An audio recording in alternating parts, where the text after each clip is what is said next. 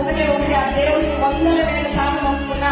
ఏదైనా అవకాశం ఉంటే బాగుండు, అవకాశం దొరకాలి దొరకాలి దొరకాలి దొరకాలి, ఏమైనా చెయ్యాలని డిసైడ్ అయినప్పుడు ఎలాగైనా సరే వ్యక్తి చెయ్యాలని డిసైడ్ అయ్యి ఆ రోజు నుంచి మొదలు పెట్టారు. దీన్ని మొదలు పెట్టినప్పుడు 80 లక్షల అప్పు, కరోనా పాస్పోర్ట్ బిజినెస్ లో లాస్ లో ఉంది.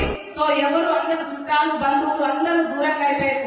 102 రూపాయల చెక్కు నేను వాడుకున్నప్పుడు 102 చెక్కు, 80 లక్షల అప్పు, అవమానాలతోని అడుగు బయటకు వెళ్తే ఈరోజు గెలుపు పునాదు నెట్ల మీద 1,52,00,000.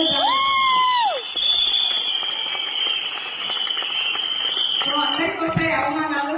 సో అవమానం అన్న పదానికి అర్థం కాదనుకున్నా. నేను చాలా నేర్చుకున్నా, వెబ్సైట్కి వచ్చి అర్థం ముందు సంబంధం లేదు.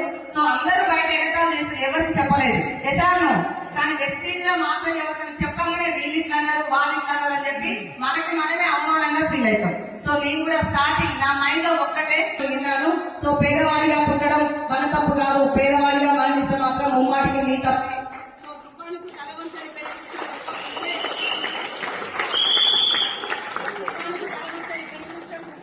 తల ఉంచిన గడ్డి పొరక తుఫాన్ అనంతరం గర్వంగా తలెత్తుకొని నిలబడుతుంది. సో ఇవన్నీ చిన్న చిన్నవి అని నాకు అనిపించింది.